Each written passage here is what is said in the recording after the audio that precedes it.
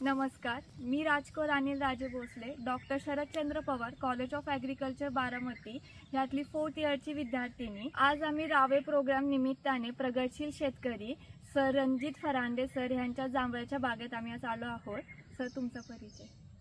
मी रणजित फरांदे, मूत बारामती तालुका. ठीक आहे सर, तुम्हाला काही प्रश्न करायचे होते. तर तुम्ही जी जी जांभळाचे झाड लावलं आहे त्याची व्हरायटी कुठली आहे? हां, तर हे जांभळातली निवड पद्धतीची व्हरायटी आहे. त्याला कोकण भाडोली म्हणतात.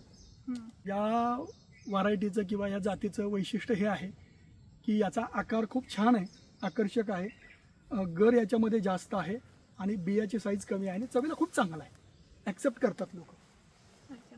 आणि ज्यावेळेस तुम्ही याची लागवड केली त्यावेळेस तुम्हाला काय अडचणी आल्या आणि त्याच्यावरती तुम्ही कसं मात केलं?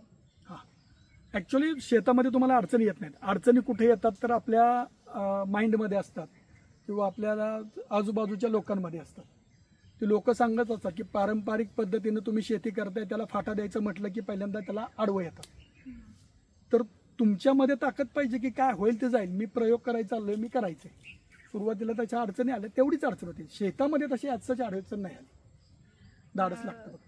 ह्या जांभूळ झाडामध्ये प्रमुख कीड किंवा रोग असे कोणते जास्त आहेत आणि त्याला कमी करण्यासाठी तुम्ही काय कराल? ॲक्च्युली काय आहे की ज्यावेळी समूह येतो झाडांचा त्यावेळी कीड येतेच. बेसिकली जांभूळ हे जे झाड आहे हे मूळ भारतीय आहे. आपल्या देशाला जम्बूद्वीप म्हणतात, म्हणजे जांभळाचा देश म्हणतात. त्याच्यामुळे ही मूळ भारतीय असल्यामुळे इथं तसे अडचण येत नाही. संपूर्ण भारतामध्ये हे कुठेही डेव्हलप होतं. पण ज्यावेळी येतं ना समूहानं त्यावेळी त्याला कीड येते. याच्यामध्ये कीड येणाऱ्या अफाईड्स आहेत. एक लोकरी माव्यासारखा प्रकार असतो जो फांद्यांवरती कंप्लीट कव्हर करतो, कंप्लीट झाड पांढरं होऊन जातं. त्याची एक भीती असते. दुसरा प्रॉब्लेम आहे तो फंगल इन्फेक्शनचा आहे. आणि तिसरा प्रकार एक आहे की ज्यावेळी फळं लागतात त्या फळांना फळमाशी आहे ती डंक करते आणि अख्खं फळ वाया जातं. मग तुम्ही ह्याला कमी करण्यासाठी किंवा काय करता? महत्त्वाची गोष्ट अशी आहे की तुम्हाला प्रत्येक झाडाचं नियोजन करावं लागतं. याच्यामध्ये तुम्हाला फंगीसायडल वापरताना समजा कॉपर सल्फेट वापरलं तर कॉपर सल्फेटचा बेनिफिट काय होतो की कॉपरची गरज आहे झाडांना, ते फर्टिलायझर म्हणून पण यूज होतं.